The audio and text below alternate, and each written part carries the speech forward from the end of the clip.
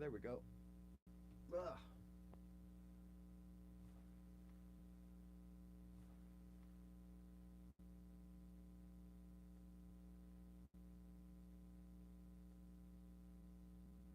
There we go.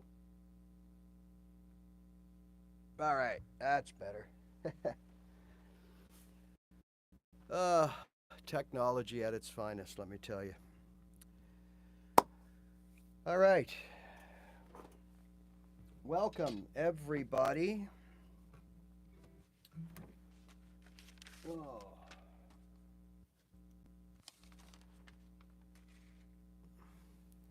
All right, we are live. Welcome to the Guitar Show. It is Thursday.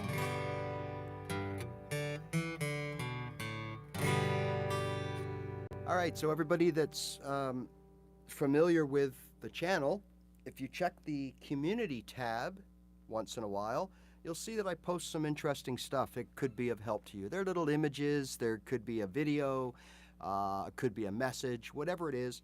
So check the community tab. I don't know if you get alerted when I post to that or not.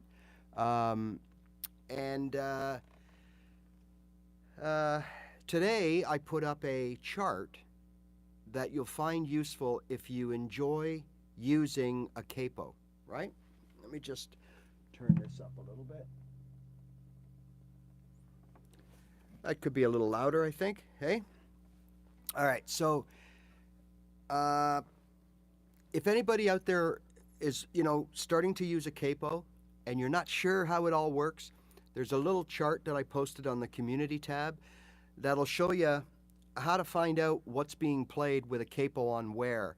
So for example, the chart says, if you have a capo on 3 and you play a G chord, you're actually playing a B flat. Okay, so for those of you that are not sure how to make that equation, that chart does it all for you. So I just thought it would be interesting. I come across these things once in a while and I just figured this could be useful to some people. But other than that, today what I thought we would do is I'd like to introduce to you, now you know what my philosophy is overall with learning, is learn at a slow, comfortable pace that allows you to build your skills, okay?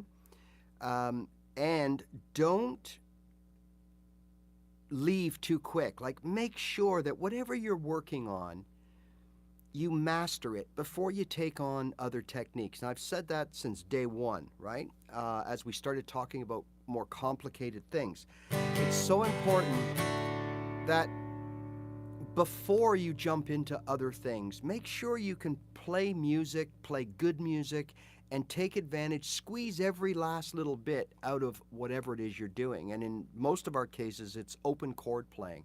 And we seem to be in such a hurry to get up that neck or to get onto something different that we often neglect mastering our open chords. So that's what I'm all about, right? So I'm going to mention that every show because it's so important.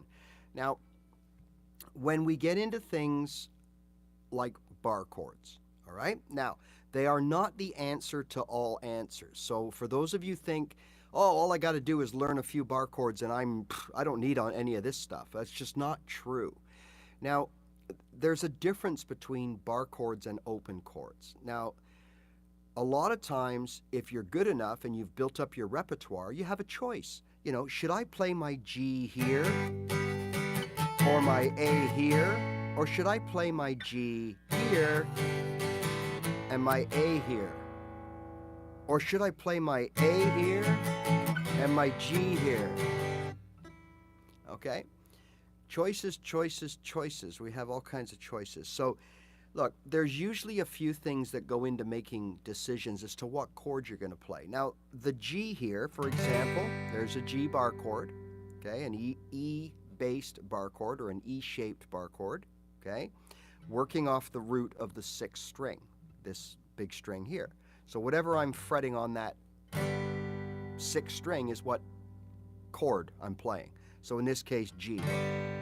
A, B, C, D, E. Gets a little tinny up there. Now, here's your open G And here's your bar key. G. Open. Bar. You'll notice there is a slight difference. The bar chords tend to be a little higher. I call it a little thinner sounding, like a triad. Last week we talked a little bit about triads and how you're only playing you're only fretting 3 notes and playing 3 notes, so they don't sound as full as a full bar chord or a full open chord where you're often playing 4 to 6 strings. Even though the notes are repeated, that's what makes them thicker and richer, because you're playing 2 or 3 G's in that G, or 2 or 3 D's or B's in that G, instead of just the one. So, we have a bit of a decision, like what kind of a voicing do we want out of our G, C, and D, or our A, E, and B, or whatever it is chord progression that we're playing. And, everyone has a preference. Okay, there's good and bad in everything. So, you do have a choice sometimes. I don't think it's a good idea to mix open with bars unless you have to. And what I mean by that is, like, there are certain chords, and this is, again, why we need at least a basic understanding and a basic utilization of bar chords, because some open chords just don't exist with the chord we want to play. There isn't an open chord. And if there is, it's so confusing or hard to finger that it's all doable, but it just doesn't maybe make sense with the way we're playing. So we use a bar chord to play things like an F sharp minor, for example, right? I think that was one of them that I found. I just couldn't find a proper, here's F sharp played with this non-bar chord. So there's F. If we move it up 1, we should have an F sharp. It's not really working for me. Not really working for me. So we're forced to play the F sharp bar chord, F sharp minor bar chord. Okay, because we really don't have an alternative. And the other one is B flat. There's another one, okay? We don't really have an alternative in the open position to playing a B flat. And there's others, okay? So that's really a primary reason. So when you do the inner Google and you see the chords to your song, and they're in, F sharp minor and E flat major and, B flat and all these kind of chords like that, right? Your choice is 2 things. 1, learn those bar chords. Okay, that's obviously the first choice.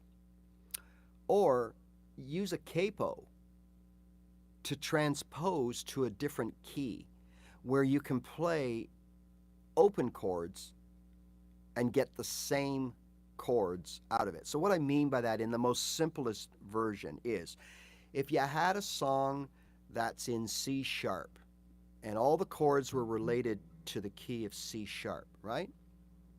So you had C sharp, D sharp, F, you had all these chords in there. Okay, what you can do is you could put a capo on 1. Remember, this is just a simple example of how we can use a capo to get out of playing bar chords. So we don't have any sharps or flats anymore because we put a capo on 1. So now if we just play a C, we're playing a C sharp, okay? So we don't have to play C sharp. We don't have to play the bar chord, right? So by just putting that 1 on capo 1, that sharpens everything we play. So we're playing C sharp, D sharp, or E flat, G sharp, and we can play our open chords. So that's the simplest way to use a capo.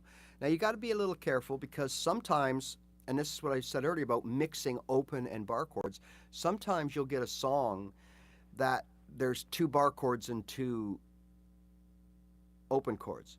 So if you use a capo to make the open chords a sharp or a flat, well, now you've also interrupted or change the original bar chord. So a lot of times you're just flipping 2 to 2, right? So those two become open chords, and the two open become bar chords. You're not really any further ahead, right? So a lot of times we use a capo to get away from the key entirely, not just one up or one down. Like we'll go up 2 or 3 steps or down 2 or 3 steps by moving that capo. And that gives us a chance to find a key that has open chords in it, or majority open chords. Now the danger is whenever you use a capo, right? If you're coming up the neck, the strings are getting shorter and tighter. And as you do that, as you know, you get a pitchier, higher voicing. So in some cases, if you are forced to move the capo more than, say, 3 half steps, or let's just say 2 whole steps, so 4 half semis or whatever you want to call them, okay?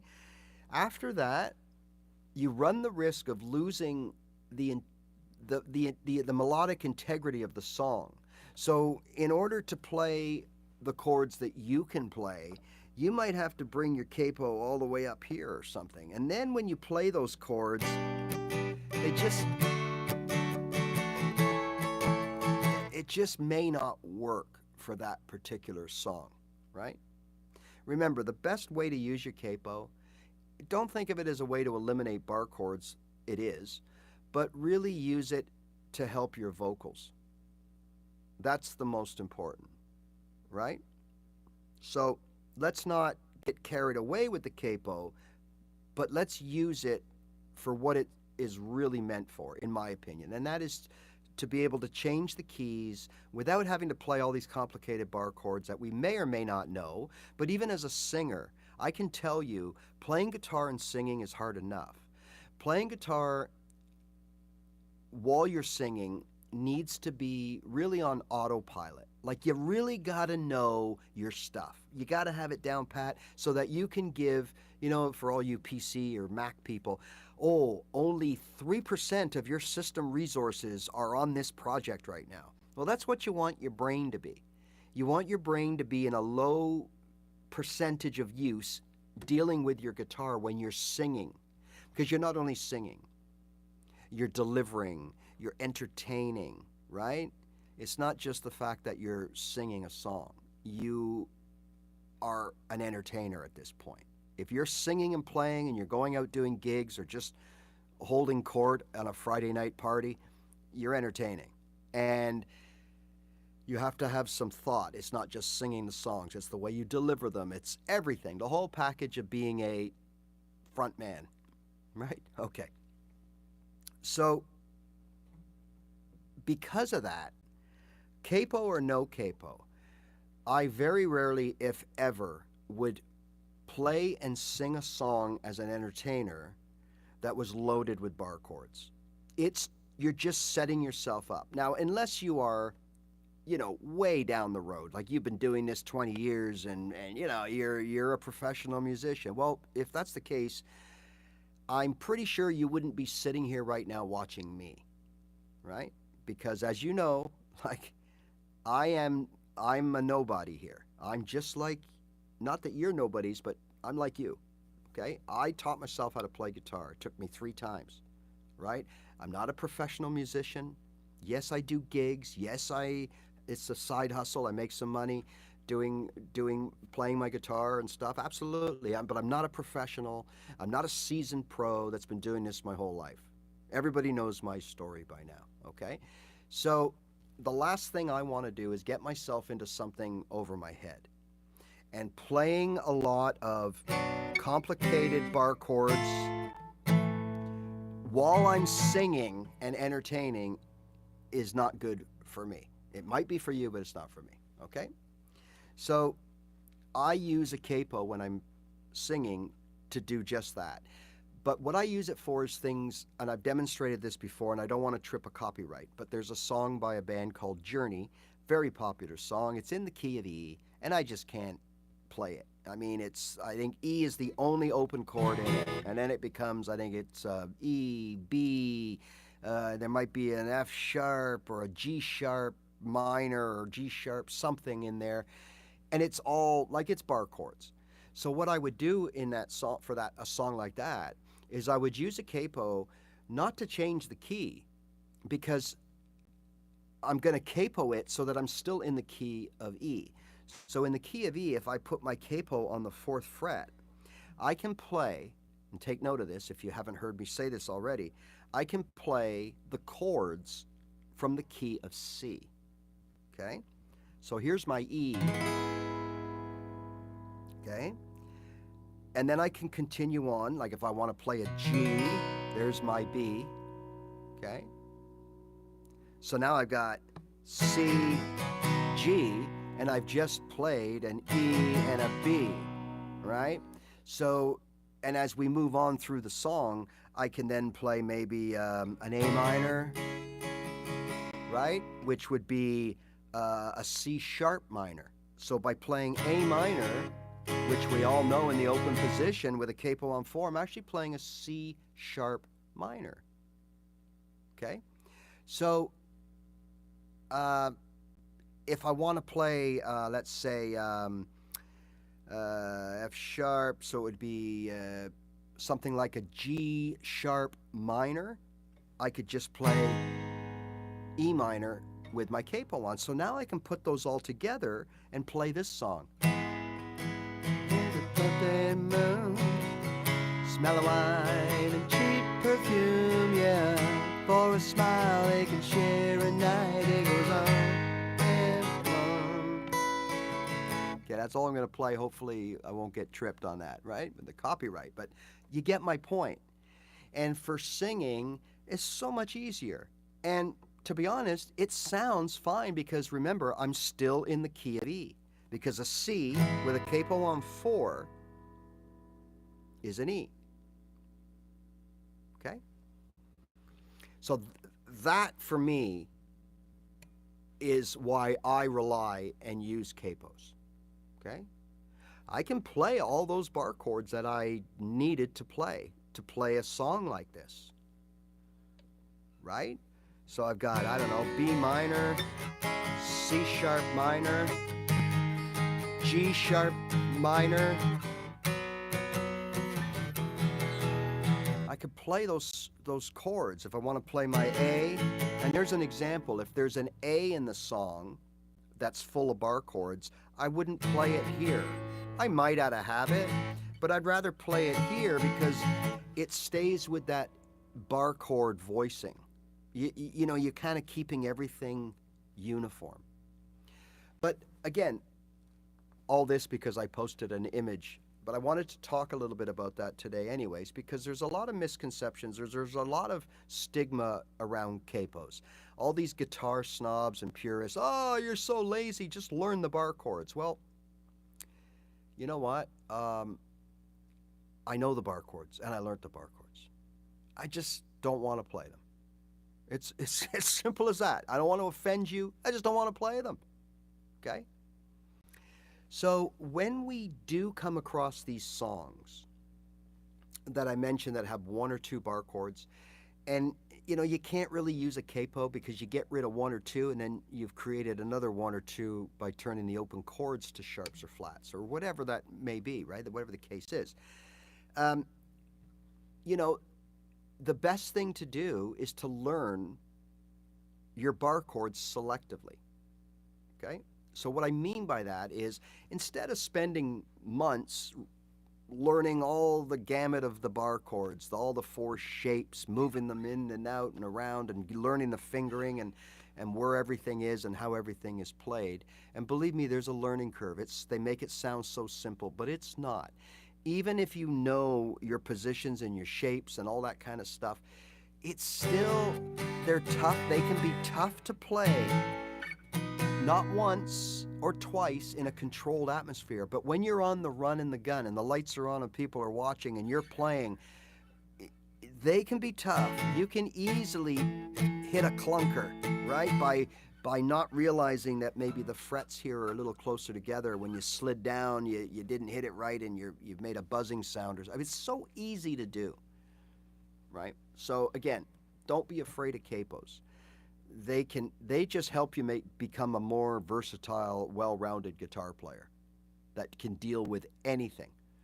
So the first thing I do is if I'm in a jam and there's two, three other acoustic guitar players, I see who's playing what. Well, there's always the one person that's playing, they've already nailed the open chords. You can't really do that because then you're both playing the same thing, and if your strum is different to their strum or rhythm, then it sounds mushy, and I call it spaghetti. Like it's not tight and clear. I'm doing one thing with my G, and Buddy's over here doing something else with his G, and it just doesn't mix. So if he's playing open, the next choice from me would be bar chords. Okay, so if it's you know, a G C D, yeah, absolutely. Yeah, that's what I use it for. I use it predominantly for my voice, and also for the fact that when I do have to make a shift for my voice, that I can still play user friendly, and I call them singer friendly chords. I don't have to play all these bar chords while I'm trying to sing and entertain. So so yeah, that's, you know, that's the major thing with capos, right? Now, for those songs that have the one bar chord, just learn the bar chord. And more often than not, there are two bar chords that will come up over and over. Now, I'm not going to include the B flat thing because honestly, most beginning guitar players, and I'm going to say in the first year, you're probably not going to play any songs in the key of B using all of the chords in the key of B, which are, you know, bar chords for the most part, right? You're not going to do that. You're going to do what I did and just turn the page. Whenever you Google something and it says, you know, B flat, C sharp, D sharp, you're going to see all these chords and you're going to go, no, thank you. And you're going to turn the page, whether you know about capos or not, right? Or whether a capo can help or not. So for the first year, we generally don't play a B because it's a bar chord. And then we don't play a B flat because it's a bar chord. And the one exception to this would be the B minor. It's so important. I can get by without my B and my B flat, but the B minor, man, when I started realizing, so my evolution, probably like yours, was you start picking out the most basic songs. In fact, you even go to websites or books that say, hey, this is the basic version of songs, okay? No bar chords, 3 chords, 4 chords, open chords, easy chords, whatever. And they have all these songs. Now, that's may not be exactly the way those songs are played live by the artist, but they're still good renditions. But they're renditions in a basic form, and there's nothing wrong with that. But eventually, you get tired of playing GCD campfire songs or AED basic songs or, you know, whatever, and you want more. You want bigger, faster, stronger, higher, farther, and all that stuff.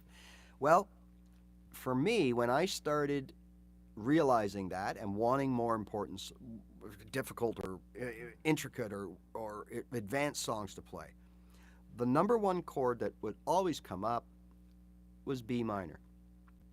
And it is so important. That sound, when I heard that sound, that was like, that's the sound, you know, like that you hear and you're trying to think, what are they playing? It's not a C, it's not a D, it's not an E minor, but it's kind of, sounds a little kind of weary like that or eerie like that.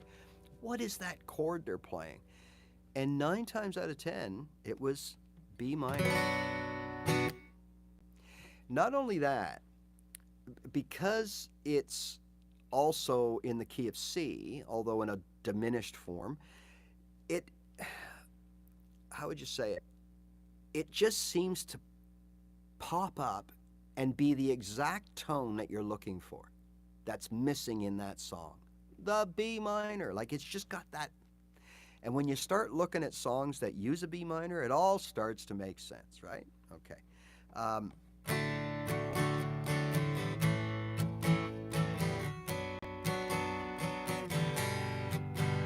That B minor, you know, so learn the B minor. Okay, so what I did, and I've I don't want to go into detail because we've talked about this. I just learned my B minor. That's all I did. And I just learned how to play it with all my open chords by just going like this, back and forth, practicing my landing to and from my open chords. Okay? Now, after, in my case, a couple of weeks maybe at the beginner's level, now if you are already an accomplished open chord player and you're getting pretty good, you just need a few days to figure that out and be able to land it really well. And it adds to your repertoire. Now you can play all those songs that have 3 opens and 1 bar, the B minor, 4 opens and a B minor. And then the next chord down the road that you'll probably end up having to learn is an F sharp minor. And don't panic, it's not hard. There's your B minor. Take this finger off and move these up too. There's your F sharp minor. It's really simple. So the landing is almost the same. You could actually land a B minor and just make the adjustment, right? However is easy for you. But it's an easy bar chord to pick up. So now with those two, if you play especially in the key of D or E, you're going to have to use an F sharp minor at some point, okay?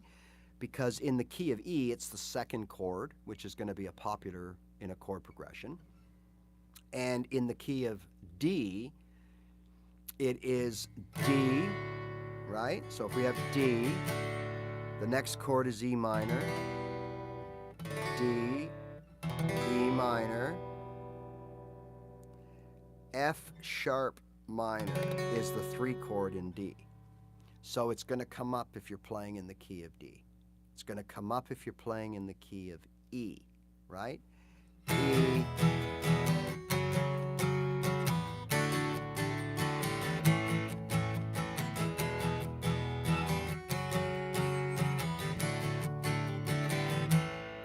okay? It's going to come up.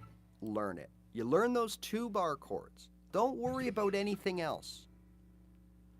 Now, what you've done without realizing it is you have learned the 2 and only 2 minor shapes to your bar chords, so that later on, you already know how to play this. So we know these are movable shapes. So B minor becomes C minor, becomes C sharp minor, becomes D minor, the 5th fret. That's an important one to know because in the key of C, D minor is a very important chord. So now you know, right? You can play C, D minor, C, D minor, or you can play it open. Okay, but it's a movable shape. D minor, D sharp minor, E minor, F minor, and you just move it up. Then, because you know how to play the F sharp minor, okay, so this minor here shape, right, is replicating that A minor in the open position. We add the bar, we switch the fingers, we have an A minor fingering with a bar in front of it. So we can move that all the way up the neck as a minor chord, okay? By learning the F sharp minor, we're playing the minor not in the A minor shape, but in the E minor shape. So there's your E minor that some people play it this way with these 2 fingers. Some people play it this way. Whatever way you play it, it's simply these 2 strings fretted in the 2nd fret. That's your E minor. So when we add a bar, okay, and we use our outside fingers, all we're playing here is E minor up 2 frets, adding a bar. So now, F sharp minor, G minor, there's your G major. Look how easy that is to switch, right? G major bar, G minor bar, A minor, very popular chord, because now you're also into your A minor pentatonics, right? B minor, so there's another way to play a B minor, right here. So now we have this B minor with the A minor shape, and we have this B minor with the E minor shape, right? Okay, so start your bar chord journey that way, in my opinion. Okay?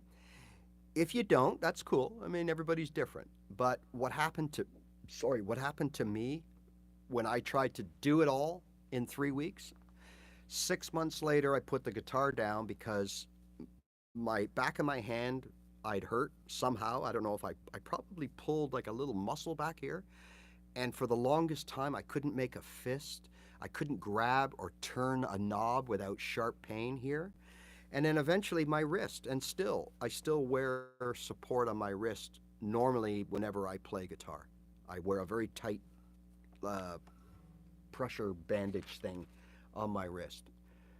And as far as I know, that traces back to when I was on this bar chord kick for months at a time and constantly every day and trying to figure out and watch videos and where do you put your thumb and where's your elbow supposed and all that stuff.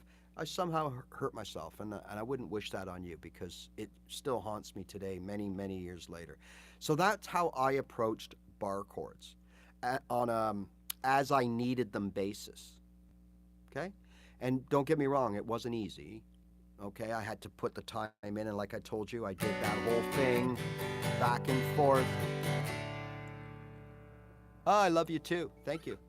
But it wasn't easy, and I'm not going to tell you it's easy. But you know what? What I did was, this is the way my mind works, was I went, okay, I'm going to do it 10 times, right? So I started from a chord, and at that time I was playing my G this way, so I would go G, B minor, and count how many times out of 10 that I felt that I landed right. And it was sounded right and felt right, okay? And looked right. And at first it was 2. And then after a couple hours it was 4. And then the next day it was 5. And then the next day it was 7. And it just went on to the point where I was pretty confident. See, because I didn't have to worry about anything else. I didn't have to worry about going to any other position, sliding it. All I had to worry about was landing that darn B minor. And that's how I got into it. And in no time, I was playing a B minor with confidence. And today, right, years later, the B minor is by far my strong. Like, I play a B minor as if it's an open. Like, I don't even think twice about it now. But I think twice about when I got to play a C sharp minor or a G sharp minor or, something like that. I'm not very good playing E major and E minor bar chords here. I'm not. Anyways, okay. So, all right. So, bar chords. We're going to talk more about them, and yeah, we're going to do the whole gamut we'll do a whole show dedicated to bar chords when the time comes, right? The other thing I want to follow up on is, remember, this is Thursday, so I'm assuming that, you're already playing chords, a lot of you. And if you're not, that's cool, because anything you see and hear here now, you may not understand, and you may understand it, but you may not be able to physically do it. But that's okay, because you're planting the seed. And for me, I always say, the first 5 or 6 times that I was told something by video, it kind of over my head, right? And then the 12th time, kind of over my head, but not all. By the 17th time, I was understanding it. And by the 33rd time that I heard and saw the video, I understood it and could do it. So don't worry about it, right? That's the evolution of learning. We all learn differently, and don't worry about it. So, scales. Now, again, like everything else, I strongly suggest that you pick a scale and you learn it at least in 3 positions. Now, I'm sure you know what positions are, okay? We have a first position, a second position, a third position, a fourth position, and usually a fifth position.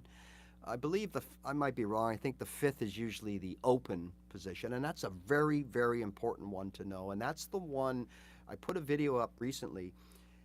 That's, to me, as an open chord player, learn your scales in that open position.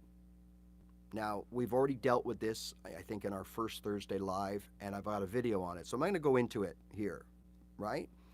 But the reason is because the notes in that position, remember, you're playing the same notes. So if we're talking pentatonic, there's 5 notes, and you got to play them in different areas of the fretboard. That's what is called the positions.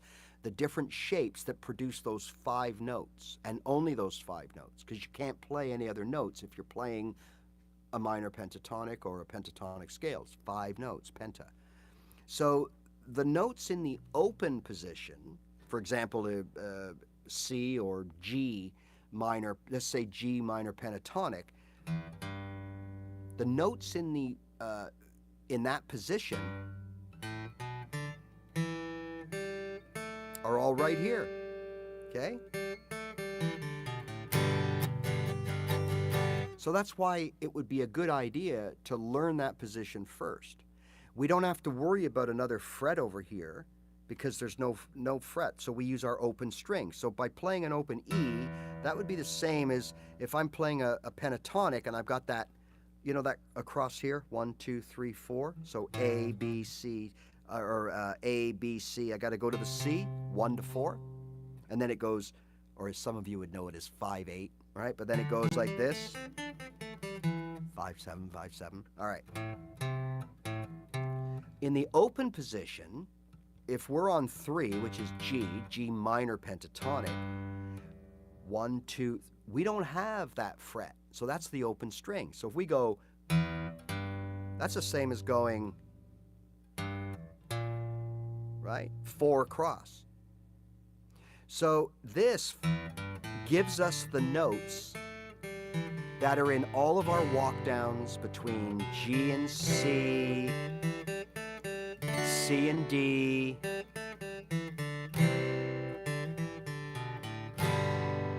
they're all there.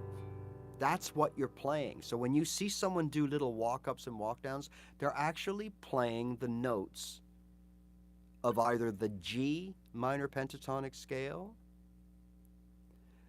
or they could be playing the C major pentatonic scale, right? So that's all they're doing, and that's why it's so important, because listen to me for a second. You're starting out, you're playing guitar. Where are you playing the guitar? For 90% of us, beginner guitarists, we're playing our guitar in these 3 frets, okay? Why would I want to waste time when time is precious and when my skill level isn't very good and my mental theory level is terrible and my confidence is at an all-time low because I'm realizing this is difficult and I suck, right? Okay, why would we bother learning a scale here when we don't know how to play here? We don't know, what do I do with that? Now I'm going to show you in a little while, but for those of you that are ready, but it doesn't make sense to me that we're barely able to play or just able to play our open chords in this position and sound good. Why do we, it doesn't make sense, when we can play those same notes right here, literally at our fingertips. So I've got a few videos, as you know probably already, on my channel that deal with all this, that show you the notes in this position that we can play with our open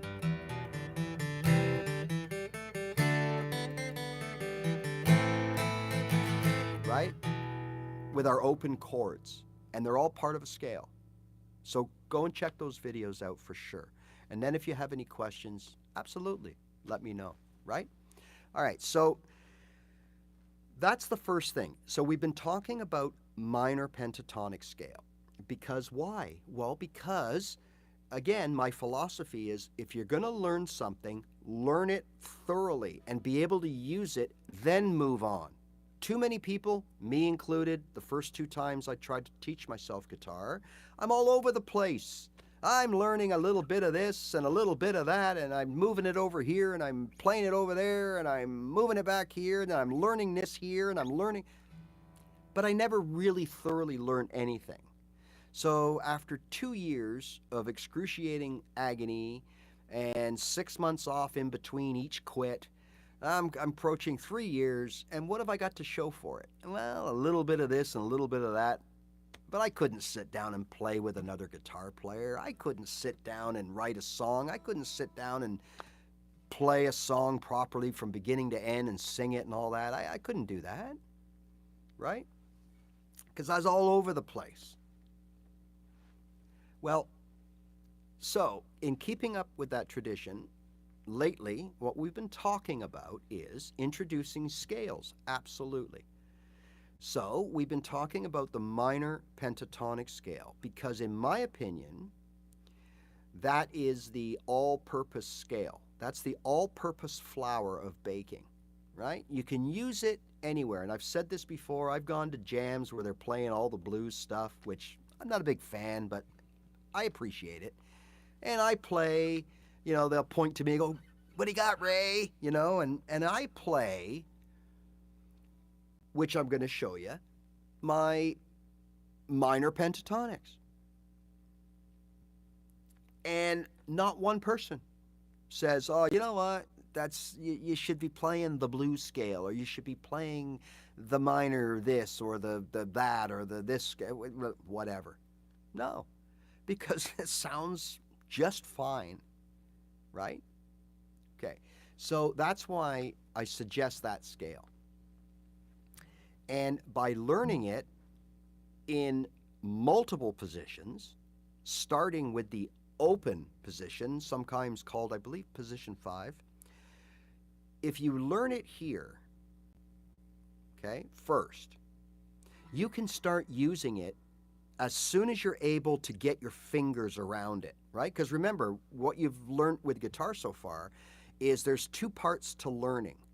You got to, first of all, be shown how to play the chord, right? Like what has to be fretted, how many strings have to be strummed. Then you literally have to play the chord. Then you have to be able to move from another chord to the chord you're learning to make proper use of it. Or else, what are you going to do? Sit here and just play G all night? No, you need something to make music with it, right?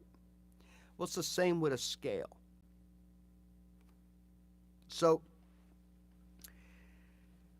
if we learn our scale first in the open position, as soon as our fingers, just like when you were a beginner, as soon as your fingers allowed you to go from C to D,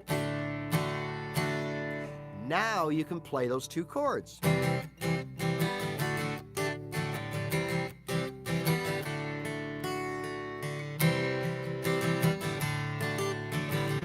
Right? Makes sense. Well, it's the same thing when you learn your scales, right? So you may know that you can go G, A, B, C chord, C, B, A, G chord. Now do it. I guarantee the first time, what happened? I don't know. But by the 10th, 11th, 12th, by the 2nd day, by the 4th day, by the 1st week, by the 2nd or 3rd week, you're going to be able to go like this.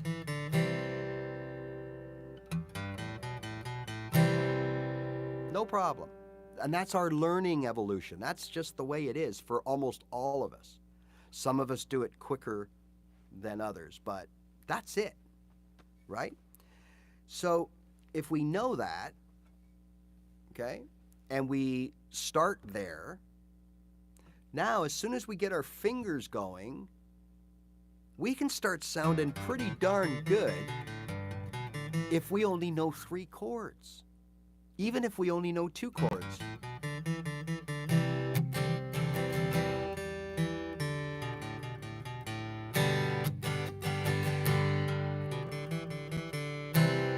Two chords. But I could use the notes from the scale to make my playing sound better. Now, can you imagine if I could do that between 4 or 5 open chords and play all the notes in between?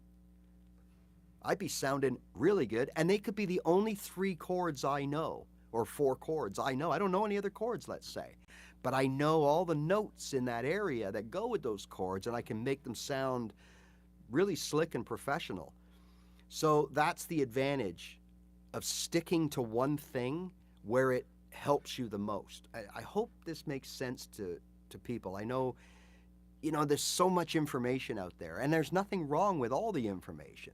And all I'm doing right now is telling you what worked for me and what made everything click together for me, right?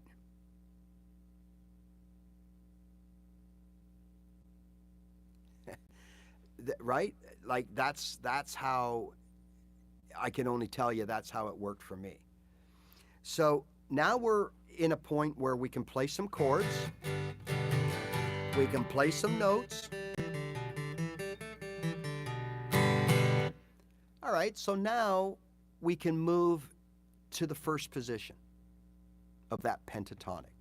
And we're going to use A as the example because for some reason that's the one. And we can use G, it don't matter. It's all the same shape, right? Just the notes are different. So that's, for whatever reason, everybody learns, and me included, first scale I ever learned, A minor pentatonic, not C, not D, not E, A minor pentatonic. And it's just weird the way that works. And I think it's because it's right in the middle of the guitar. That might be it. Maybe because A is probably a good pentatonic to know because you can play it over A and C. And I really don't know why, but we all seem to learn that first, right? So I've got a bit of a throat going on here. So I did a show last night on Street Jelly, which is an online busking site. I go on there about once a week and play a show. There's a link in the channel, my channel description. There's a link to my Street Jelly page if you ever want to check it out. I play mostly my own songs, and it's actually pretty cool. It's a good community, and any of you that are at that point where you want to start playing sort of in public and at all levels, there are beginners all the way up on this site, and it's mostly older people, 40, 50 over, I would think, from what I can see, for whatever reason. It's a great thing to sign up for and start taking your skills to the next level. I'll do a show on it or a video on it and show you how it works and all that kind of stuff. But it's great experience, great practice. All right, so now the reason it's called the first position of any scale, but we're going to use the A minor pentatonic scale, okay? First position. Well, what does that mean? Okay. That means that we're starting on the first note of the scale. That would be A. So the first note in our scale shape is an A. Now, if you noticed, if we play it here in the open position, I call it,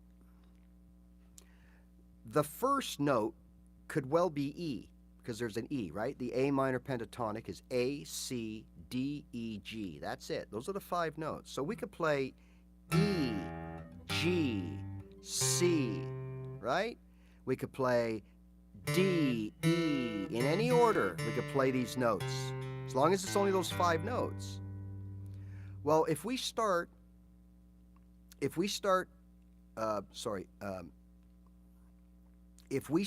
on say a G, right? A, C, D, E, G. That's the 5th note. So if we play our pentatonic, minor pentatonic in this position, and we start on that G, well, that means we're playing the A minor pentatonic in the 5th position, right? Because we're starting on G. So if we had the A minor pentatonic in the 2nd position, the 2nd note of the A minor pentatonic is, right, A, to C. That's that 4 spread. So in the second position, we're going to start on the C. And then we play a different shape because we can only play those 5 notes, and we don't have those notes. If I start here and go up 4, that's an E flat, and there's no E flat in that pentatonic. So that shape is out in the garbage. That's out the window. Now we need a new shape for position 2 that allows us to play only those 5 notes. A to C, that's your traditional. But in a second position, we go C, D, right? Then we would go E, G. So it's 2, 4. You understand how it works? And we're going to go string by string, and it'll yield a different position or a shape in that position. But it's the same 5 notes. That's so important to remember. Any scale, the reason you play the scale is because you're only going to play those 5 notes or 7 notes or whatever's in that scale. And when you move up the fretboard, okay, again, if I do this, thinking that right now I'm playing a G minor pentatonic, and if I do this, thinking that now I'm playing in the second position and I'm playing in G, I'm wrong. I broke the pattern because when I played that same position here, it gave me different notes that are not in the G minor pentatonic. So if I go here from A and think, okay, I'm going to move down and go 4 here. Well, now I'm playing in C, which is correct. But now I'm playing E flat, and there is no E flat. And I could go to 5, but because that's an E, but that's not the shape. So that's the whole, I didn't understand this for years. Like, what's the second position? That just means I just move everything and I start here and I do the same pattern. Now, some notes are going to be there, absolutely. But you're going to also play notes that aren't in those 5 for penta, which are A, C, D, E, and G. Right? And then every key has its set of 5 notes that are different. Now, some might be the same, absolutely. But all 5 are not the same. And you have to play those all 5 from here to here. So that's exactly how you can do that, is by switching, as you move up the fretboard, switching positions. And they all join together. For example, A minor pentatonic. We all know this. 5/8, 5/7, 5/7. Oh, I hate that. 5/7, 5/8, 5/8. Okay, so now we end on the C, right? There's our A, C. Now, if I go up 4, again, I'm at E flat, so I can't do that. So from the C, I need to find a D, an E, a G, or an A. Okay, so here I am on C. So if I go up 2, there's my D. If I come up 1 string and play the same 2 notes on top of the C and D, I got G and A. There's 4 notes of the pentatonic, C, D, G, A, but now I'm playing a different shape because down here, it's that far apart. But here, it's only 2 apart. That's the second position, the highest part of the set. So that's how we join them together. So now we can go A, C, D, E, G, A, C, D, E, G, A, G, C, D, E, D, and back, only playing those 5 notes. So now we've joined the first position with the high 5 notes of the second position, the high octave, and then of course we started to learn the lower second position, which started off that C, D. See, now this note here, E, is also part of the first position. So now I can go, and I can incorporate the play side by side. And that's how you weasel your way up and down the neck, by playing only those 5 shapes of the scale. Well, modes, okay, I don't deal with modes because that's, in my opinion, that's an upper intermediate to really good guitar playing stuff. And right now I think we're at the level, but you're absolutely right, okay? It doesn't end here. But this will get you a long way. All right? But you're right. And when you get into nodes and you're dealing with, is it Malaxian and or Mixolydian, and there's a few. It's not me. Now, if I sat down and put my brain to it and worked on it for a week or two, I'd probably be okay. But it's not something. I'm not looking to become like a music major out of this. I'm just looking to play my guitar and sing some songs, right? Oh, I wish I could. How do I see these comments? There we go. Oh, it's all good. All good. It's all good, Evan. Intervals, yep, intervals. I don't know if that's to me a little bit advanced for what we're doing, but absolutely. I mean, you're absolutely right, and you're welcome here anytime. Okay, just keep in mind that everything I do is catered towards generally non-musician players, people that are starting later in life and all that kind of stuff, right? But so, anyways, that's and I don't think you need to know all the positions, okay? I think when you get to that point, you're going to know instinctively where to go because you know the theory. The theory is I got to play those notes wherever they are. I cannot play notes that aren't the 5 in my pentatonic. And when you start getting down to this and you're comfortable, remember, the whole thing here, what separates a raw beginner and maybe a very good guitar player, a lot of it is just confidence, right? That like you're not afraid to make a mistake, and everybody does. And you're not afraid to hit a bad note because your ear will tell you, and everybody does at some point. It's how you get out of it and carry on that makes a difference. A pro will just move on and you'll never know. In fact, I had a really good guitar player tell me once, Ray, if you play a bad note, play it again. So they think you were supposed to play that note. Like, we're getting really, like mental here, right? But in a way, I guess they're right? And I got to say, I have done that once in a while, okay? A lot of times it's when I'm playing something, but my pick hits the open string above what I want to play. But that happens to be an open G, which fits into the pentatonic, right? I just keep going like I was supposed to do that, and then I play it again.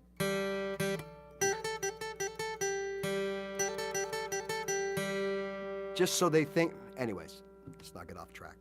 All right, so if you learn the 2 positions on how to get from one to the other, okay, that's important, right? Because then we can cover from the 5th fret right down here. We can cover all this area just playing 2 positions of that minor pentatonic. And then if we have the 5th position, or I call it the open position, that helps us from day 1. So the order that I would learn any scale in is 5th or open position, and then 1, 2, and then play it by ear. Because trust me, you've got more than enough there to make all kinds of music with. All right? And the rest will be so easy because as you're playing here on a regular basis, practicing with backing tracks or other guitarists, you're going to know, and as you learn your fretboard, and that's another thing, right? It's, it is so, no matter what anyone says, you have to know your fretboard, okay?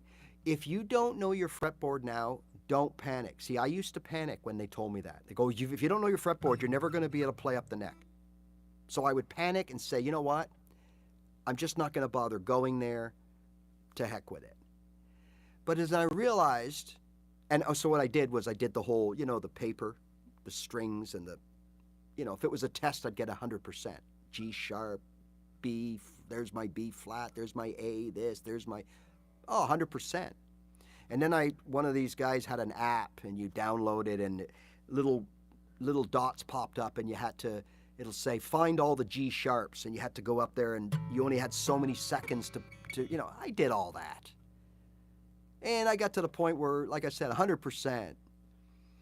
The minute I looked at my guitar like this, so it wasn't flat, it was like this, and the lights were on and people were watching me, I didn't know where one note was. I couldn't find anything. So when you learn, don't panic about learning your fretboard. This will help you learn your fretboard, because all I started doing was, again, none of these numbers, no 5/8s and 5/7s and 6/8s, and that was fine at the beginning, but at the end of the day, to be able to connect all your positions without studying shapes and everything, is you just got to know where your notes are and know that you can only play A, C, D, E, and G. So when I look down, I know I can only play those 5 notes, so I got to find where they are. And believe me, when you have to, you'll find them and you'll remember them. So for me, it all started with the G, that dot. When I look down, that string, the 4th string runs right through that dot, even though it doesn't, but it does when you look at this angle. That was the G. I know no matter where I am, that's a G. And of course, I've explained this before, so I'm not going to go into it too much. Right, there you go. See, everybody has their way, right? But I'm not going to go into it too much. But remember, 2 frets up is 1 whole jump, right? Yeah, I got pounded with snow today. I got almost a foot of snow here. Right? So 1 fret up, so that's a G, that's 2 frets up, that's an A. Okay? And then you'll start realizing that under every G is a C, so 2 frets up is a D. Now I got G, A, C, D, a nice little box, and that's how I started. So tomorrow, when I pick up my guitar, all I will know is G, A, C, D. But then the next day, I might learn G, A, C, D here.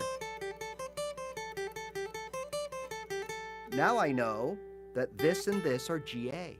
It just stuck in my brain. You see where I'm going with this? So it's not going to happen overnight. Don't believe those videos where it says you'll master your fretboard in 90 seconds. Download my course. 90 seconds later, you'll know all your notes. Well, that has got to be the biggest load of BS that I've ever seen or heard in my life, okay? There's only one way, unless you have a photographic memory, and even then, you have to translate that photograph to these 2 guys here, lefty and righty, right? The bottom half of your guitar foundation. Left, right, ear, brain. That's your guitar foundation. Those all working together in explicit timing is how you're going to learn how to play your guitar. Your ears tell you when you hit good and bad notes and where you should be. Your brain is ahead, figuring everything out, giving you motivation when you sound good, giving you encouragement, and scolding you when you make mistakes. And your left hand and right hand, well, that's the juggler, right? We're doing all the heavy lifting. We have to be together all the time. We got to know what we're doing. One has to know and be there for the other. They work in tandem. That's your guitar foundation. And until you build that, well, it's going to be tough sledding.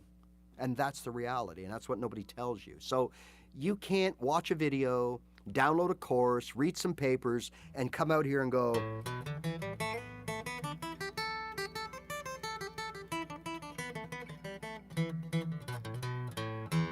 can't do it. Not going to happen.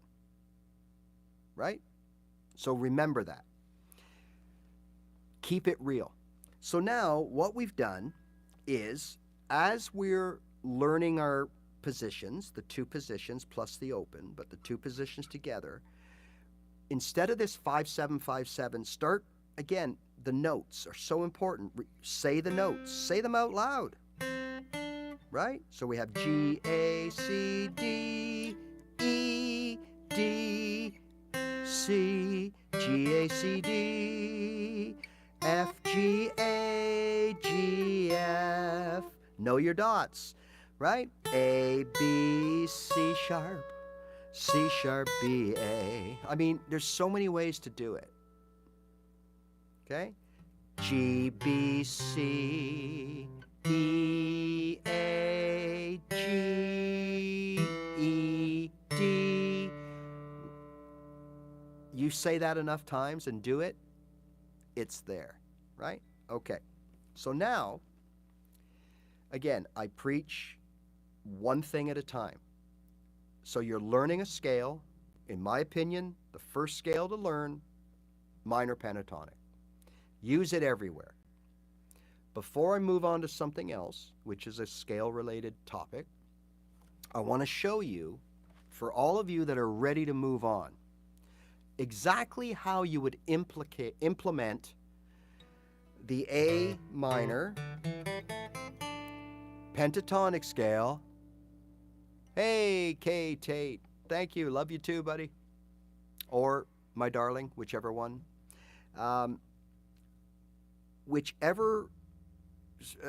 Wherever you're at with this, okay? Most people know this. This is the first thing we learn. But like I said earlier in the show, we don't have the ability yet to use it. But there are people out there now that do have the ability. Some of you know you do, you're just still fumbling around, and others don't realize you do, but you really do. Now, keep this in mind. Remember what I said earlier about learning your position here first, because that's right where you can use it right away. All right. It never made sense to me to learn here, right? Even though I did, because now I got this, I could go, I mean, I'm not as good at it anymore, but I used to be able to go down and back and down and back, up and down, you know, all that kind of stuff. Okay.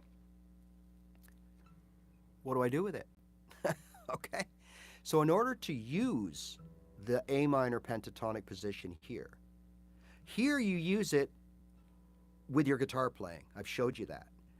But here, well, we have to rely, for the most part, on another player. Now, when you're really, really good, okay, yeah, you know, you could...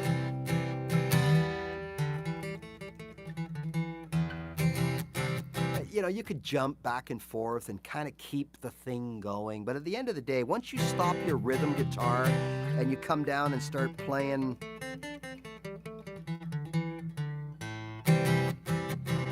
You can do it, but you got to be pretty good. So why don't we do this? Backing tracks. Now, you're already on YouTube, okay? Just type in backing tracks in the search engine. And if you want a certain one, A minor backing tracks, okay? That'll give you the opportunity to play with someone else, right? So here I have a backing track. I don't know if it's blues or I don't know what it is, but we're going to play it. And now we're going to figure out, all right, let me get the volume here. Give us a bit of volume there, Mr. DJ. All right, let's see if this is good enough volume. All right.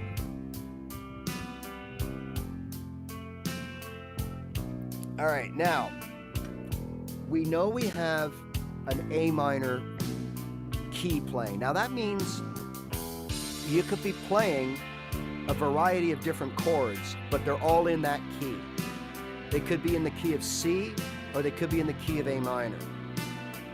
It doesn't matter because these are related. C and A minor are related. We'll get into that at another show. So I can play the A minor pentatonic, and remember, I can only play those 5 notes, okay? So here's the playing. So I go to my A minor pentatonic, right? Right away we got a match. And we would have got a match no matter where I started, because it might not have been as good of a match, but they all those notes sound good. So you can play any of those notes in any order. You don't have to play this. You don't have to do that the way you practice. even though you can tell that that kind of works. You don't have to play that. We can play any of those notes. So I've got a backing track going. I'm just gonna noodle it.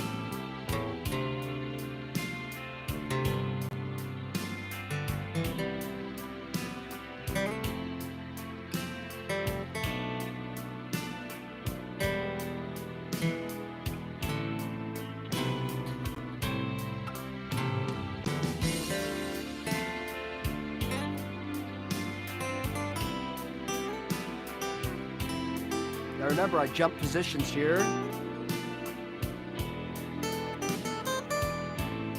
I'm still in the pentatonic because I'm playing those same 5 notes, just different.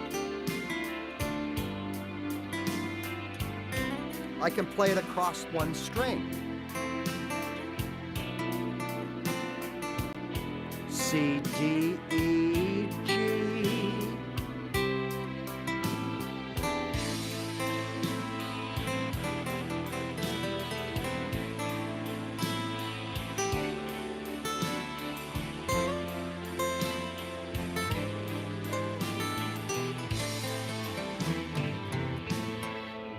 Right? Okay, let's just analyze what we just did here, right? All we did is we played 5 notes in any order. Now, when you learn and practice your A minor pentatonic, they give you a shape, right? And it's called, again, the 5/8, which forget that. A, C, D, E, G. A, C, D, E, G.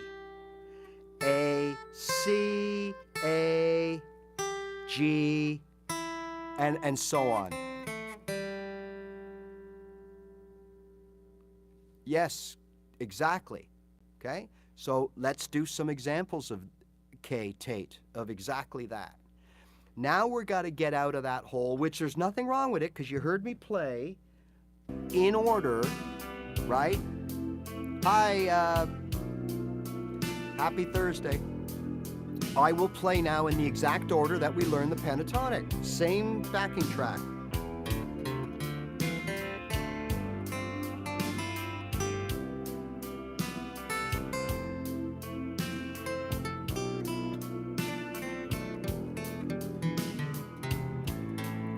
Right? That's how we learn it. Doesn't mean we got to play it that way.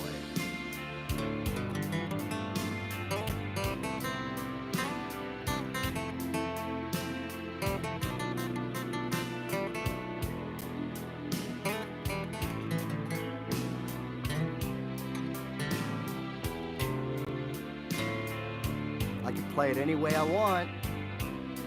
What's the caveat here? As long as I play only those 5 notes of that particular scale key. In this case, A. A, C, D, E, and G.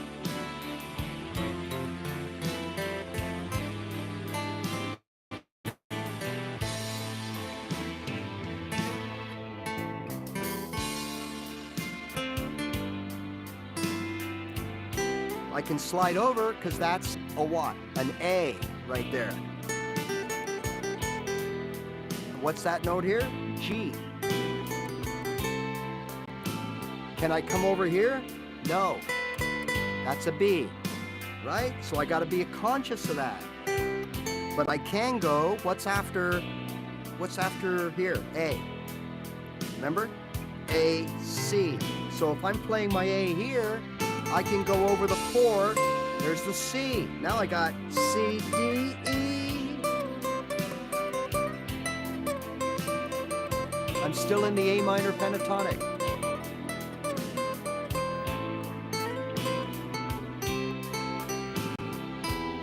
Now I'm back in that first position 1.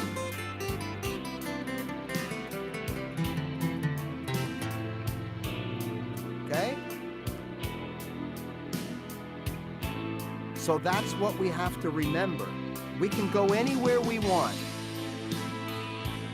as long as we play those 5 notes, or any of those 5 notes. And yes, those are laid out by what we call the positions. And when you learn a position, you learn the shape like you did day 1, right? It's just that this shape of this position is different, right?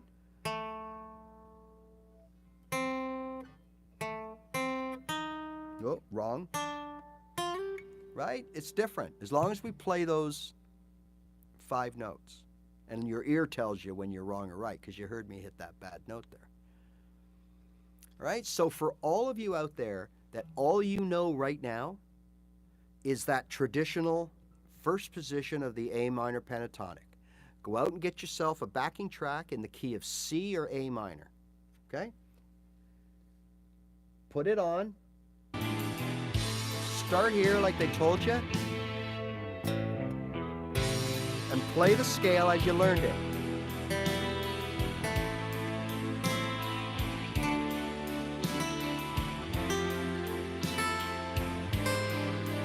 There you go.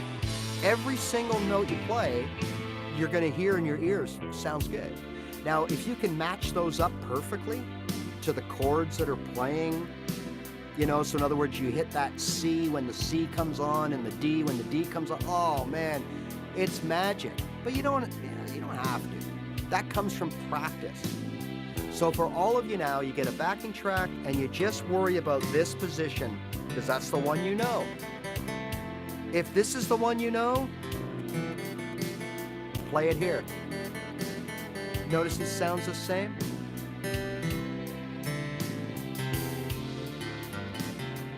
Because I'm playing a C, a G, open E, open A, so I could just do this.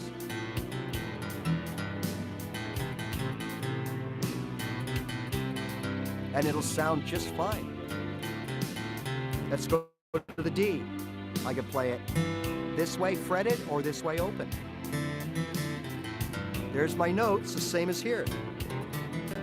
Same notes. In fact, doing this would be the same as doing this.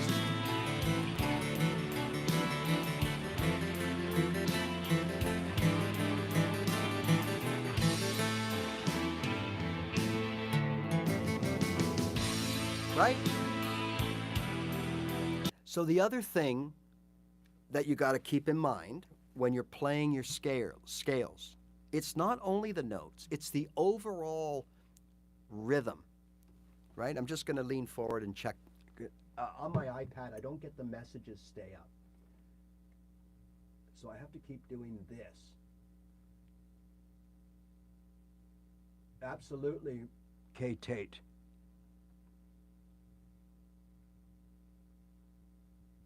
IDS, thank you. Yeah. But you see, that's exactly right. But if like with me, if I told you as a learning, whatever you're learning, if I told you in order to drive your car to work tomorrow, you got to know how to put the engine together. Wouldn't you panic? Well, maybe not you mechanics out there, but the rest of us would go like, how am I going to get to work tomorrow? I don't know how to take my engine apart and put it back together. Knowing your fretboard is like knowing the engine in your car that you already drive every day. You drive that car every day. But all you need to know to drive it is, where do I put the key? Where do I put the gas? And what do those 2 pedals do down on the floor? And once you figure that out, you can go anywhere you want in that car. As long as someone tells you where to go, or you learn where to go, what roads to take and where to turn left and where to turn right. If you know how to fix your engine or build, you can build any kind of car you want, right? The fretboard's the same. I can play what we just did by strictly memorizing, by strictly going 5, 8, 5, 7. Oh, so now I got to move over here. Okay, so now it's what 7, 7, 9, 7, 9, 7, 9, 7. Yes, you can do that, and I'm not telling you not to.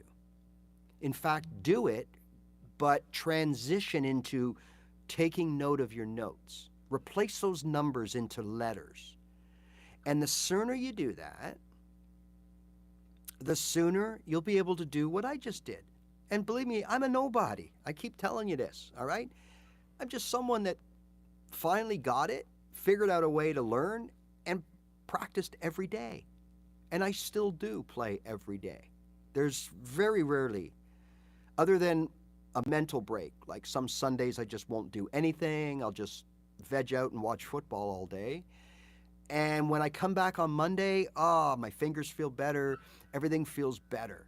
And you got to do that once in a while. Yes, I've taken 2 or 3 days off. I haven't played a guitar. But that's rare. I pick it up every day.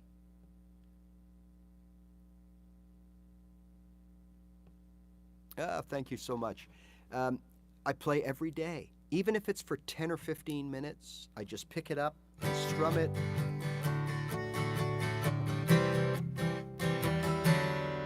Right? Okay.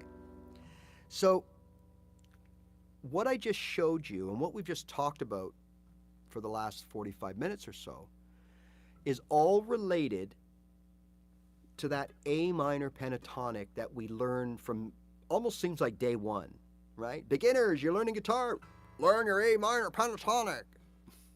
Okay? But if you're like me, you never used it for years because you didn't know how. So hopefully today we shed a little light on how to start using that. And don't beat yourself up if you couldn't figure out how I'm going to use the scale here when I play my guitar here. It's because probably nobody told you that if you learnt your scale here first, then you could do that, right? And for most of us, the only way we're ever going to use our pentatonic scale here is if we're playing with other people or to a backing track. So let's start doing that as soon as possible. And when you do start piecing your fretboard together, I'm going to promise you this, and you can come back in 4 months, 6 months, a year, whatever it takes, say, Ray, you're absolutely right. And I know I am, because once you start doing this and replacing those numbers with letters and understanding that you're only looking for 5 letters in whatever key you're in. In A, it's, we talked about that. It's A, G, C, D, E. A, G, C, D, E. You're going to start learning your fretboard organically.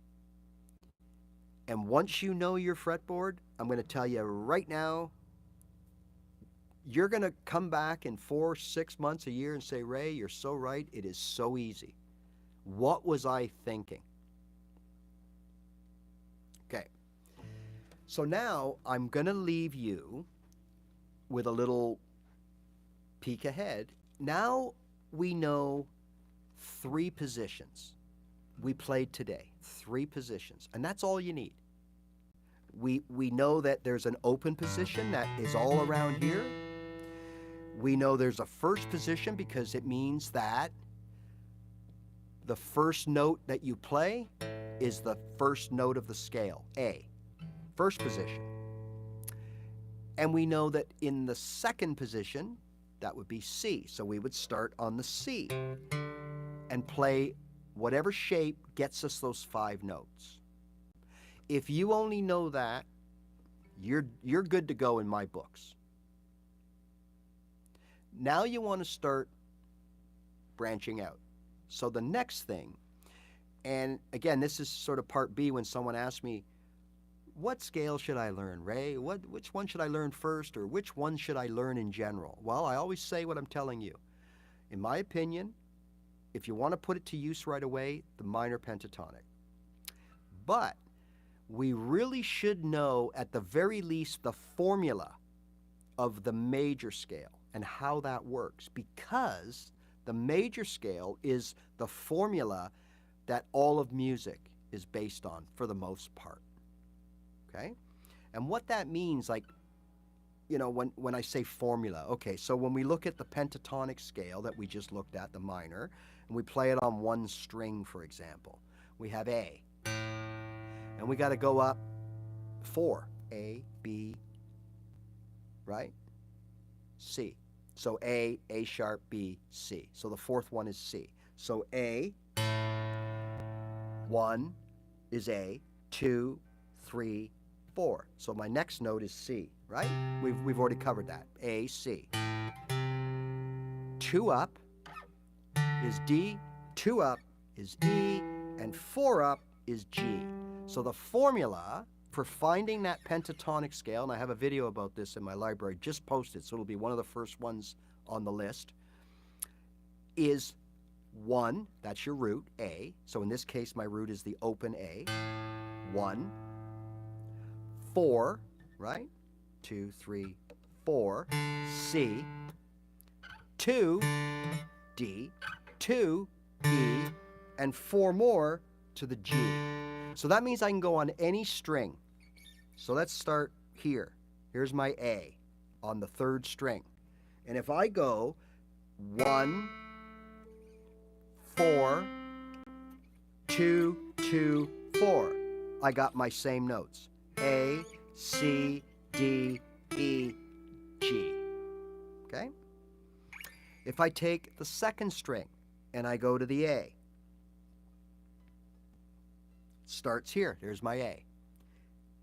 1, 4, 2, 2, and just enough room, 4. There's my 5 notes. The major scale is different.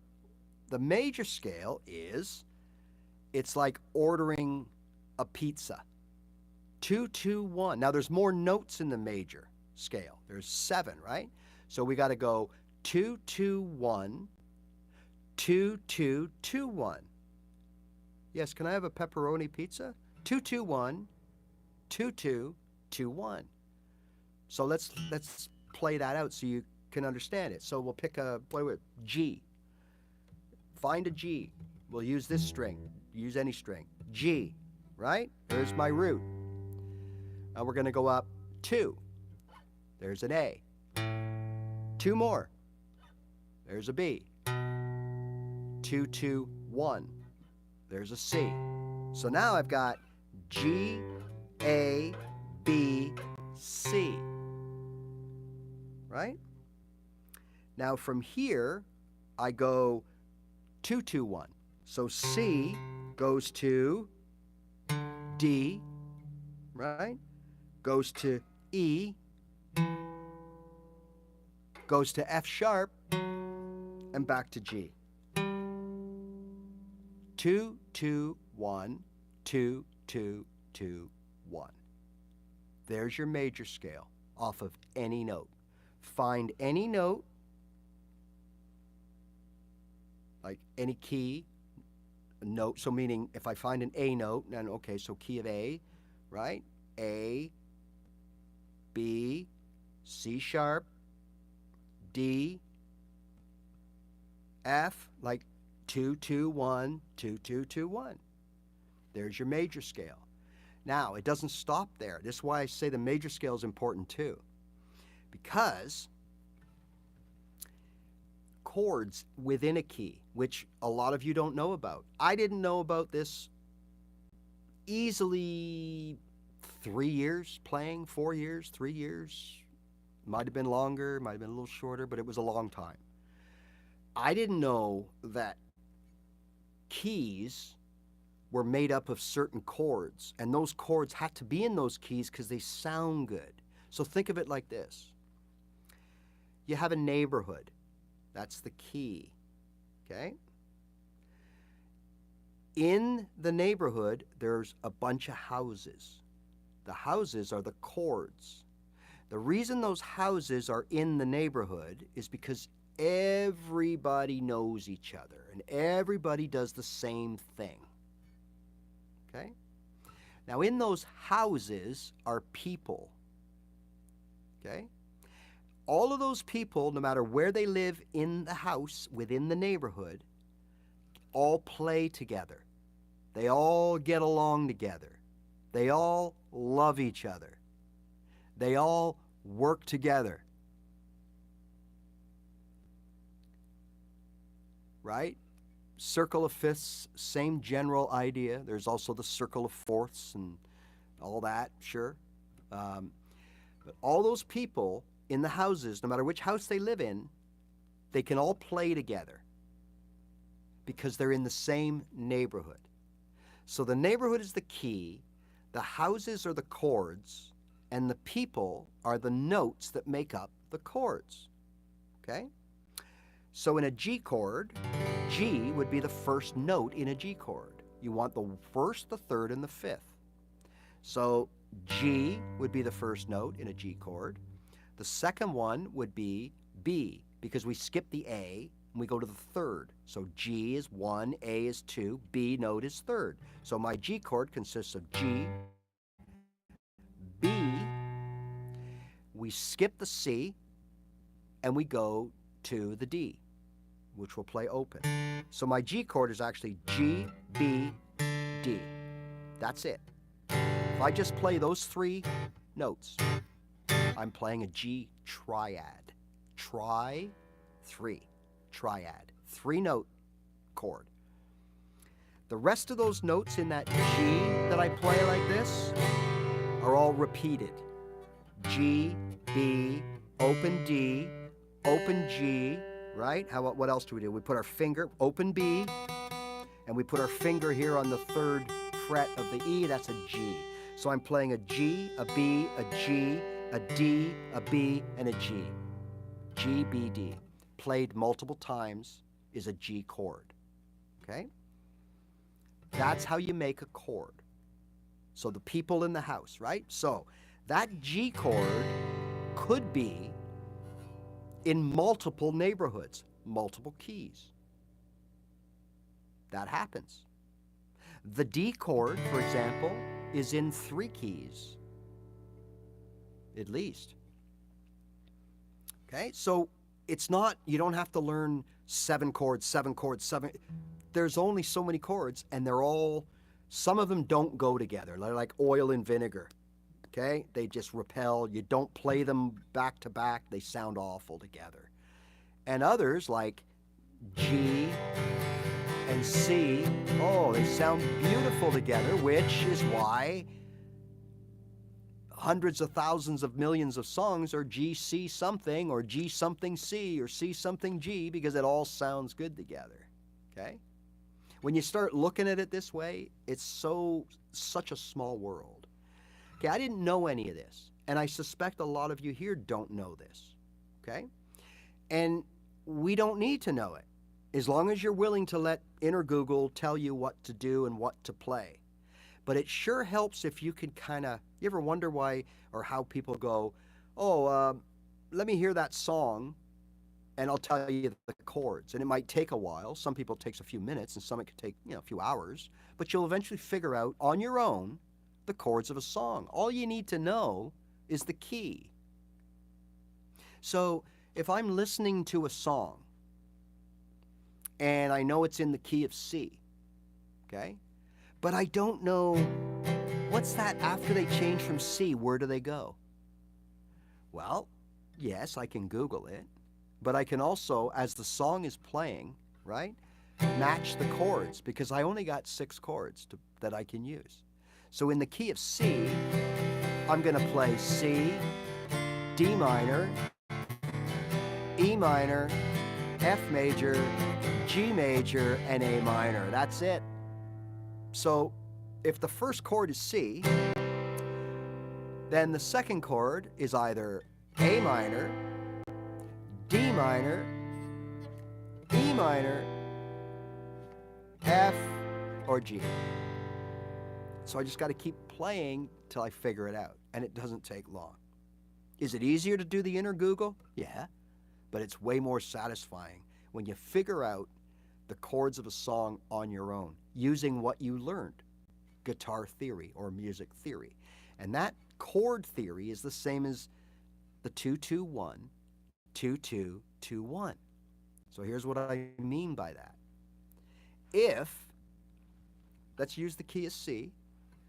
C is our one chord, the house in the neighborhood, the number one house in the neighborhood of the C neighborhood. C chord. What's second? Well, it's a D, right?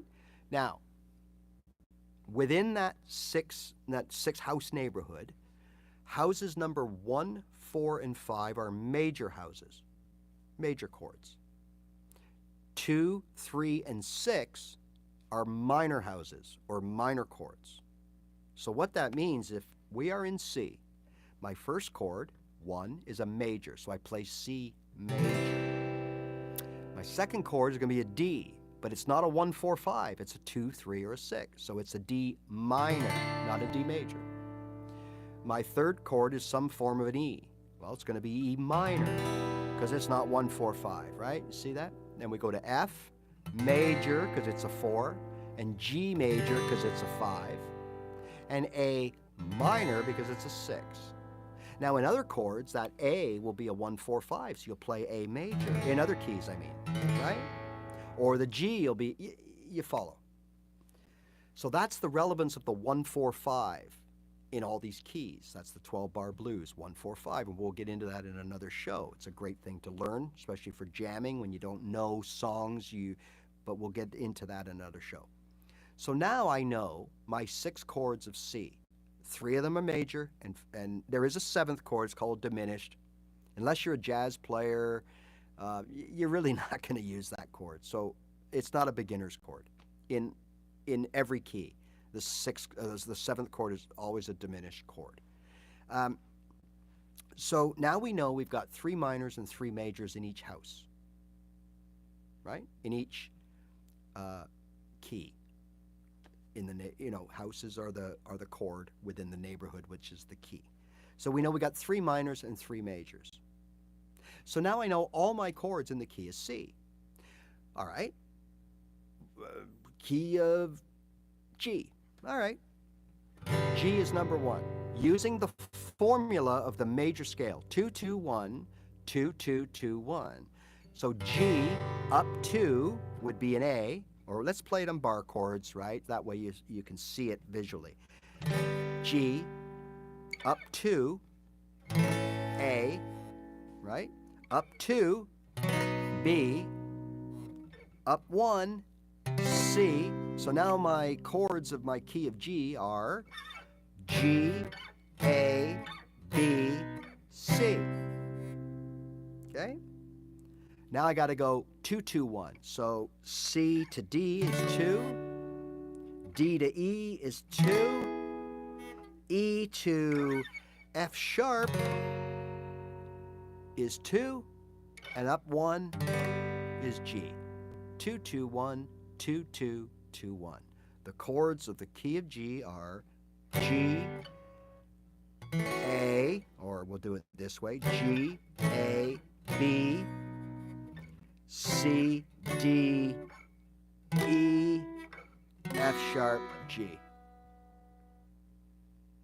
Okay, 2, 2, that's the formula of the major scale. So next week, what we're going to do, because remember, you only need the one scale, but it is a minor scale, even though it's an all-purpose, it plays well over everything, we should also know one major scale. So we'll learn the major scale, the pattern, and how to go about memorizing it in an easy way. The way I did, I thought was quite easy, okay? So remember, the major scale is important because it's the way everything is found in music. Everything is kind of structured, right? So we've got the major scale that's structured on the notes of the scale, 2, 2, 1, 2, 2, 2, 1. So if you're in D major, you're going to be playing D to E to F sharp to G, A, B, right? That's the way it works. Just 2, 2, 1, 2, 2, 2, 1. And that'll give you your notes in your chord and your chords in your key, right? All right.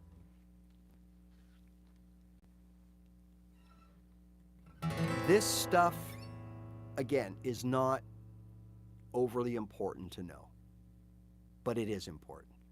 Does that make sense? Like I said, I went for years not knowing this stuff.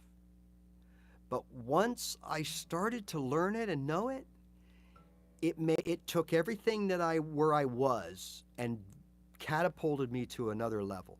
Almost overnight. I can't explain it. I just went from not being able to do the simplest things or figure out the simplest things to just looking at it and going, this is easy. And it is easy. The hardest part is translating it to lefty and righty here. That's the hardest part. You know what notes you got to play, but you just can't yet. All right, so don't be intimidated. Just like I tell you when you start playing guitar, don't start looking at bar chords, power chords, triads, all that stuff. Don't do it. Stick to your open chords and learn them properly. Now when we get to this note end of things, we're starting to wonder, like I just explained, how do you make a chord? What notes are in a G chord? What notes are in a D chord? What chords are in the key of E? What chords are in the key of A? Right? You don't need to know, but when you do know, everything just gets so much easier. And especially when you're sitting around with other people and you're trying to figure out songs and you know say, hey, when you play that song, do you go to the D right there? You could actually say, well, no, it wouldn't be a D because no, you're looking for the D in this situation is a third chord, and that's a D minor. You got to play a D minor. Hey, Ray, you're right. It is a D minor. Yeah, it sounds a lot better. I mean, that's just an example, but I'm just letting you know. Like, there's so many very, very useful reasons to know this stuff, right? All right, so next week, we're going to take a look at the major scale in both, well, we'll start with the open position and the first position, okay? And show you the shape, the overall pattern, and then I'm going to show you how I learned it before I knew my notes, okay? So I'm assuming you don't know your notes yet. So I'm going to show you, even though you don't know your notes, and I didn't know my notes at the time, I knew one or two, but that was it in the scale. I'll show you an easy way that when I look down, I could play my major scale like that and play it to a backing track. And my first few times of learning the scale, I couldn't do that. But when I looked at it this way, all of a sudden, I'm jamming to a backing track already, and I barely know the scale. So we're going to deal with that next week. So for those of you, and I know there's always new people here, last week's show, we got a little over 9,000 views, which was pretty good, I think. So thank you for that. And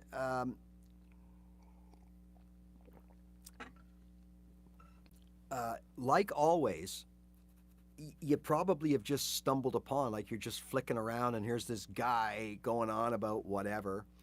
For those of you that stuck around because you felt that I could help you and you want a little more of this, or you want to show your appreciation, thank you so much.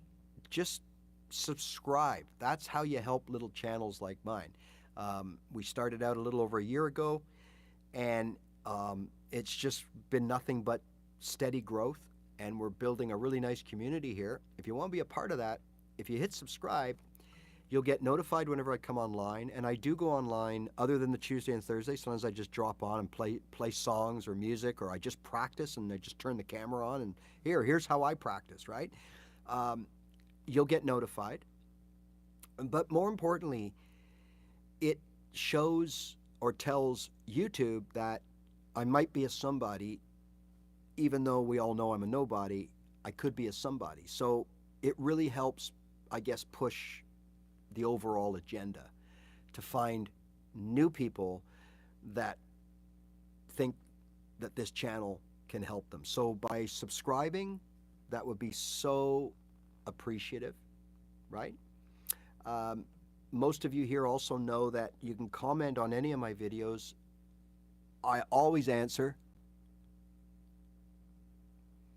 Yeah, for sure. Comments do help traffic.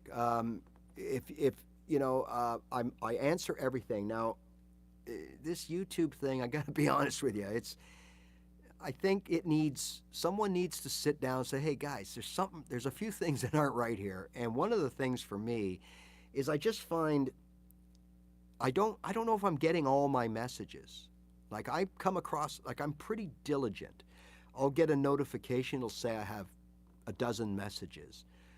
But when I go down the list, there's only 4 or 5, and I don't know where the others are. And then maybe 2 months later, I see a comment dated 2 months ago, and I never answered it because I never saw it. I answer everything, or at very least, I'd give a thumbs up. If I don't have anything to add, you've covered it, great comment, thumbs up, right? If it's a question or it's a comment and I don't think it's right, I will give my version and say, hey, well, you know, I'm thinking this or whatever, but I'll always answer. So if you guys do that, I think it helps the channel because it helps, or the video that's out there, it helps. You know, some of my videos get 1,000 views. I've had a few over 50,000. I've got one now that's, I think it's just about dying its death. It's about the 3 things that pretty much tell that you're not a beginner anymore playing guitar. And that one is still kind of going. I'm still getting comments on it, and we're getting close to 60,000. And for a little guy like me, that's huge. And it's all because, like, people are taking the time to watch and comment and stuff like that. So those are the ways to help, and I appreciate it if you do that. You know, other than that, I just try to keep things. Yeah, Kay Tate. That's actually something that there's a few regulars here. They may not be here today, but there's Dermot from Ireland and Randy, Jeff Guitars, Jerry.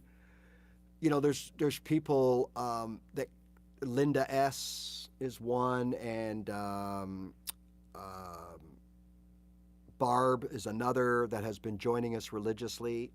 Names that I you know, that pop up here and there that I remember. If I haven't mentioned someone that I should, I'm so sorry.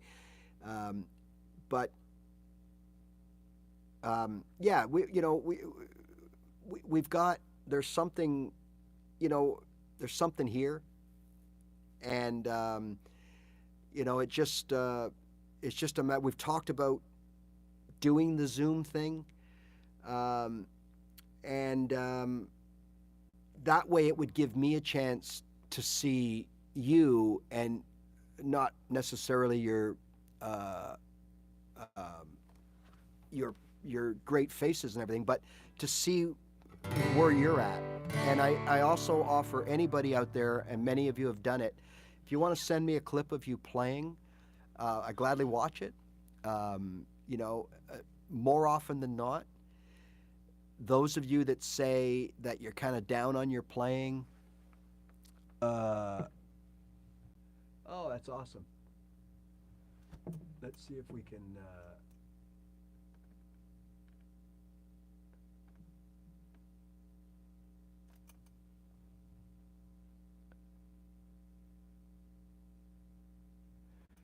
that's a good one, because you're probably pretty true, right? It's like, what do they say about a musician? The only person that will load $5,000 worth of equipment into a $400 car to drive 3 hours to make $100, right?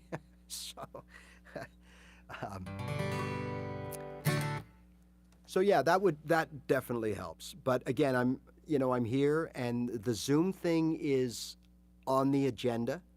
Okay, I just have to figure out the best way to do it, and you know, I got to figure out how Zoom operates and if it can be done. I know it can be done. So that's something that I've talked about. But again, most of the people that send me stuff, they are people that think that they're not really very good, or they're not where they think they should be.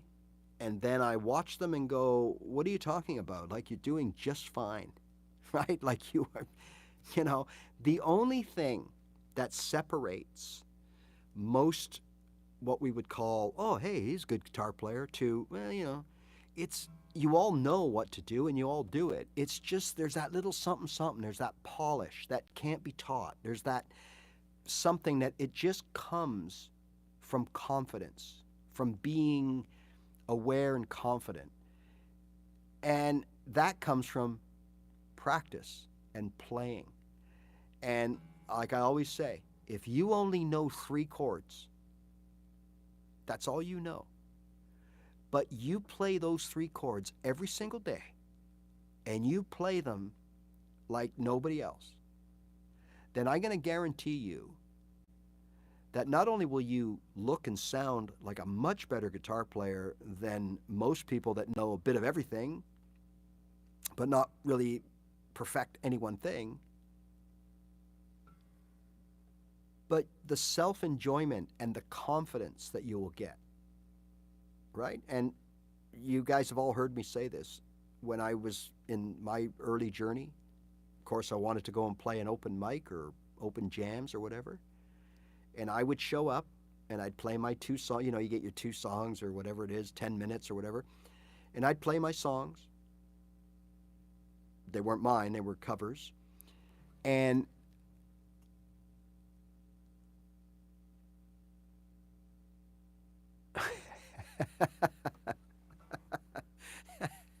that's a good one.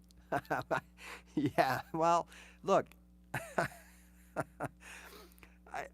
I don't really know what to say about that one, because there's so many factors into what you were just mentioning and why that's happening, if it indeed is happening.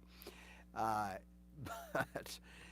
if I was to see you and we were playing, I could probably see if there's something that you should be focusing your attention on, for sure. But remember, we all learn at a different pace. And for those of us that, have no prior musical training, no idea of notes and chords and keys and how songs are written, and this is all new to us, it can be extremely overwhelming.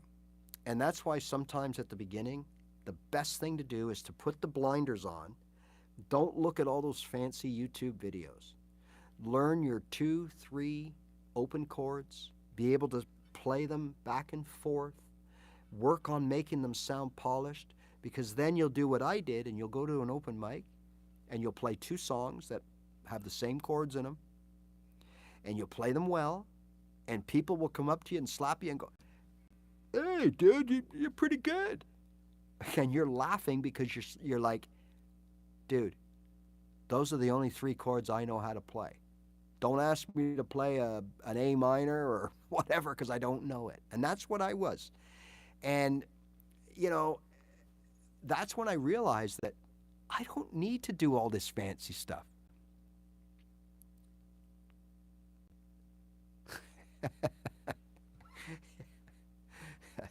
Yeah.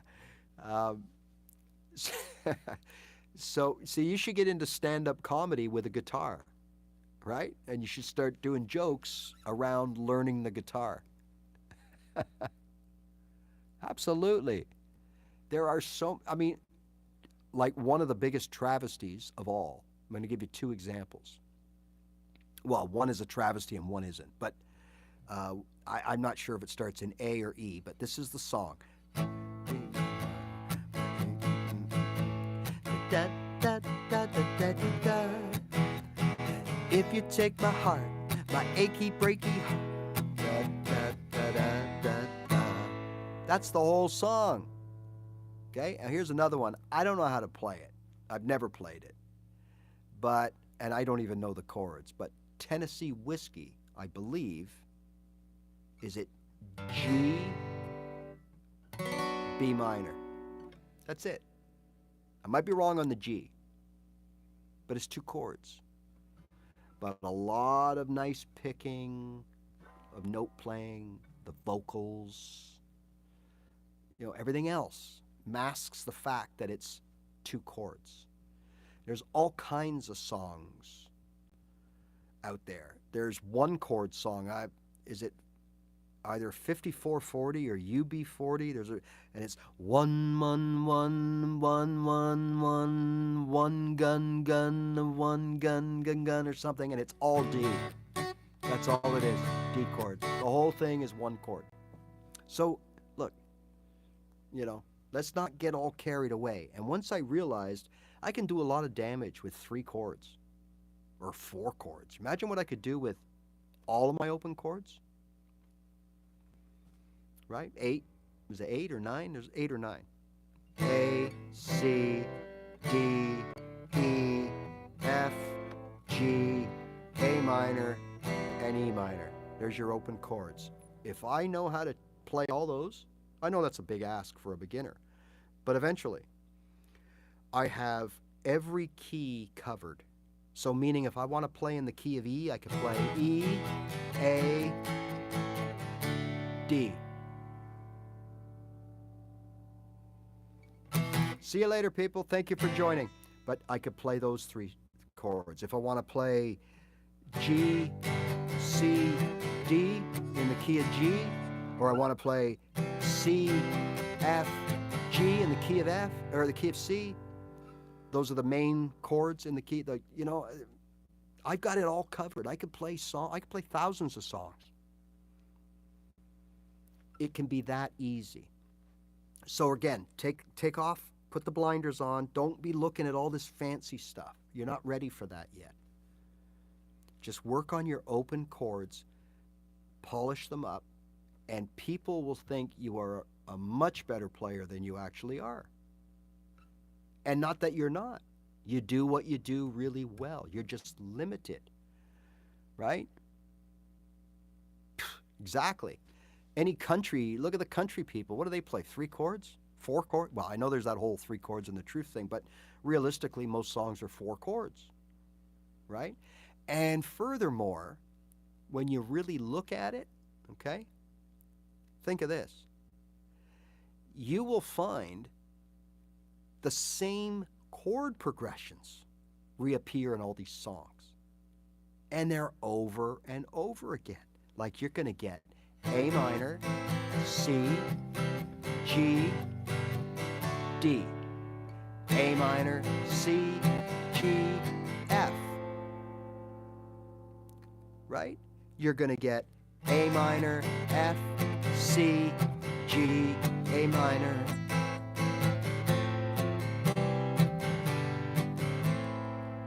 That's another chord just over and over. This one here. What was it? C, E, D, G. So we have, in any order, let's go G, E minor.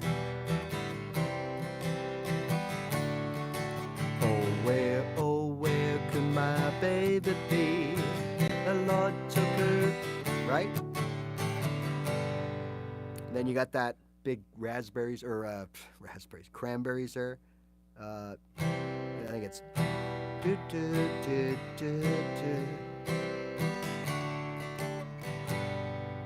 it's the same chords, just maybe changed around a little bit. And you're going to start noticing that there's so many E, D, A songs or A, E, D songs.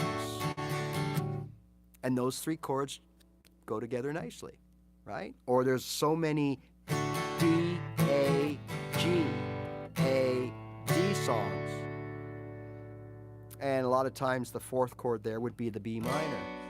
So now if you add the B minor to G, A, D, I'm going to leave you with this. Here's what you get. Twist up, down, and twist up, do, do, do, do, do, do, do, do, and away for you, right? And there's so many songs that use those same 4 chords with the B minor in it even. And it just goes on and on and on. So you'll start to notice that real quick once you get off your little, your comfort zone, your safe zone of the 3 chords.